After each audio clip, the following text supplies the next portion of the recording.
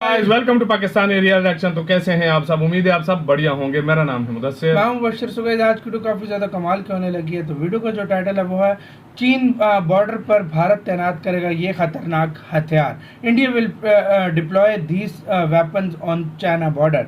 मतलब चाइना के लिए एक स्पेशल हथियार शायद इंडिया ने बना रहा है, या बहुत से खतरनाक हथियार इंडिया के पास ऑलरेडी हैं जो उधर मतलब ऑलरेडी तैनात भी हुए हैं, लेकिन और भी इंडिया करेगा ताकि वो जगह टोटली सेफ रहे, फिर गलवान जैसी कोई मतलब दुर्घटना ना हो। तो आगे देखते हैं बिना किसी देरी के कौन से वो वेपन्स हैं जो भारत तैनात करेगा। टेक्नोफ्यूरिया का वीडियो है, इनकी वीडियो का लिंक मिल जाएगा आप लोगों को डिस्क्रिप्शन में। प्लीज इनका चैनल लाजमी सब्सक्राइब कीजिएगा। काउंट करते हैं स्टार्ट।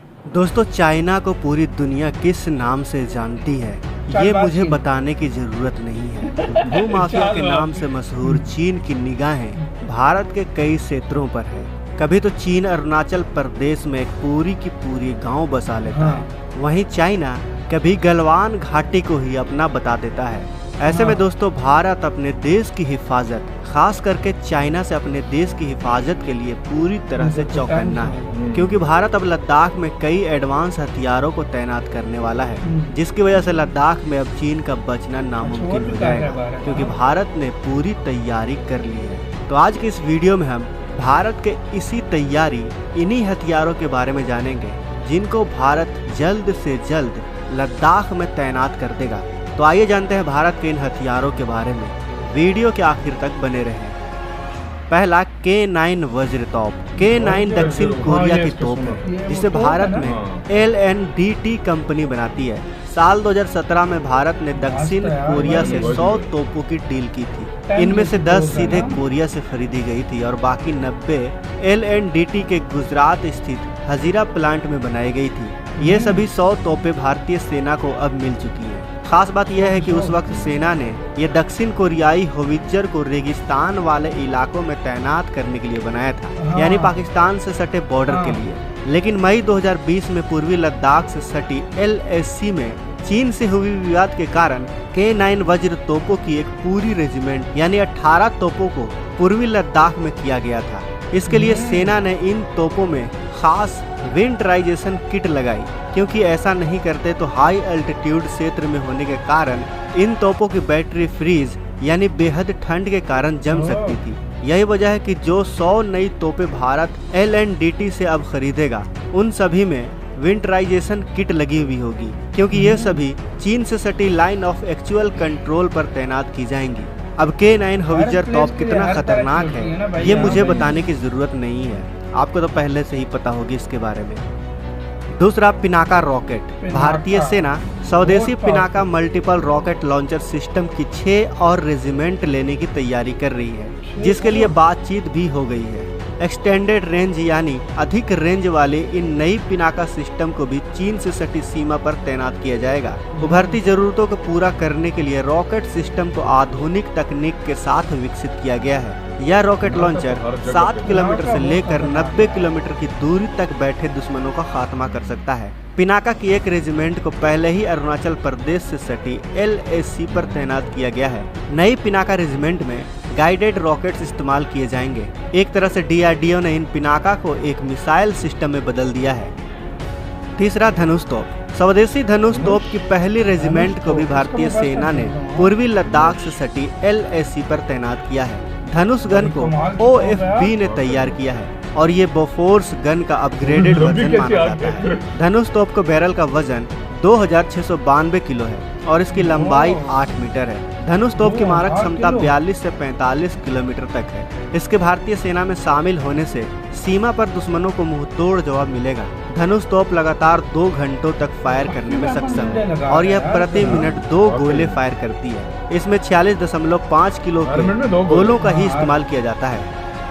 चौथा, M777 होवित्जर। चीनी सीमा पर तैनात करने के लिए खास तौर से अमेरिका से ली गई अल्ट्रा लाइट होवित्जर M777 यानी हल्के तोपों की 6 रेजिमेंट अब तक ऑपरेशनलाइज हो चुकी हैं और 7वीं रेजिमेंट के ट्रायल भी चल रहे हैं। भारत ने अमेरिका से 145 M777 हॉवित्जर खरीदी हैं। इस तोप को अमेरिका की BAE सिस्टम बनाती है, लेकिन इसकी असेंबलिंग भारत में ही एक निजी रक्षा कंपनी करती है। 155 mm अल्ट्रा लाइट हॉवित्जर का उपयोग इससे पहले अफगानिस्तान, इराक और सीरिया जैसे युद्धों में अमेरिका अच्छे से कर चुका है। भारतीय सेना के पास ऐसी 110 तोपें हैं। 145 और तोपों को खरीदने का डील हो चुका है। इसे 8 लोग मिलकर चलाते हैं। 1 मिनट में 7 गोले दागता है यह। गोले की रेंज अलग अलग कोण पर अलग अलग होती है, जिसकी 24 से 40 किलोमीटर है। इसका गोला 1 किलोमीटर प्रति सेकंड की गति से दुश्मन की ओर बढ़ता है।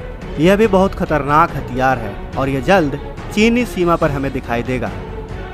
5वां स्वाति रडार। DRDO और BEL ने इस वेपन लोकेटिंग रडार स्वाति को तैयार किया है। यह दुश्मन की सीमा में कहां से तोप या फिर दूसरे गन गोला दाग रही है, उसकी ठीक लोकेशन बता देती है।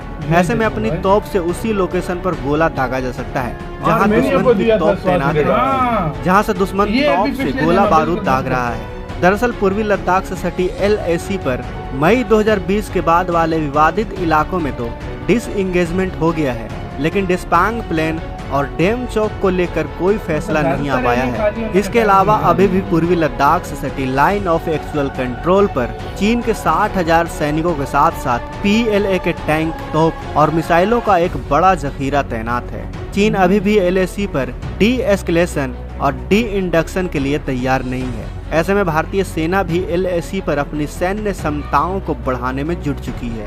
SCO मीटिंग में प्रधानमंत्री नरेंद्र मोदी और चीन के राष्ट्रपति शी जिनपिंग की बैठक न होने से साफ है कि LAC पर चलने वाला ये विवाद लंबा खिंच सकता है। साथ ही पूर्वी लद्दाख से सटी LAC पर मई 2020 के बाद वाले विवादित इलाकों में तो डिसएंगेजमेंट हो गया है और डेमचौक को लेकर कोई फैसला नहीं हो पाया है। भारत जब भी इन मुद्दों पर चीन से बात करने की कोशिश करता है, तब चीन के तरफ से कोई भी जवाब नहीं आता। इसके पीछे चीन की क्या मकसद हो सकती है दोस्तों? क्या चीन अपने सैनिकों को पीछे खींचेगा या फिर चीन कुछ और ही चाल चल रहा है? ये वीडियो खत्म। तो ये थे यार खतरनाक वेपन जो भारत और भी मतलब उधर करेगा। पहले से काफी सारे वेपन इंडिया उधर तैनात किए हुए हैं भारत में। बिल्कुल, इंडिया ने बहुत ज्यादा और भी कर रहा है भाई। पिनाका किया हुआ है, वज्र किया हुआ है भाई। अभी ये और भी वेपन और मात्रा में भी भेज रहे हैं, मतलब और भी भेज रहे हैं। रोड्स की कनेक्टिविटी बहुत कमाल की कर दी है, जिससे हर तरह का हथियार बहुत जल्दी और अब आसानी से जा रहा है। आसानी से उधर पहुंच रहा है। बहुत मुश्किल होती थी। बनाई हुई है इंडिया ने उधर, ताकि मतलब इमरजेंसी पे जो फ्लाइट्स हैं और मतलब सॉरी वो लड़ाकू विमान है वो उधर लैंड कर सके। अभी तो यार बहुत आगे चला गया, इतना सख्त कर दिया ना इंडिया ने अपनी वो चेकिंग भी और इतने हथियार इंडिया ने काफी इतने हथियार उधर पहुंचा दिए हैं कि अब चाइना कभी भी गलती भी नहीं करेगा। अब इंडिया हर टाइम रेडी बैठा है। चाइना के पिछवाड़ा उसी टाइम लाल होगा, जरा भी देर नहीं लगेगी और फौरन मतलब होगा। तो अब वो बात ही नहीं रही जो पहले होती थी, चाइना आ गया और हम घुसपैठ करके चला गया। अब घुसपैठ का सवाल ही नहीं पैदा होता। अब अलग सिस्टम हो गया। गाइस, आप इस भारत की वेपन्स के बारे में क्या कहते हो? अपनी राय कमेंट सेक्शन में दो। इधर ही वीडियो खत्म करते हैं। अपना बहुत ज्यादा ख्याल रखना। तो यार बाय।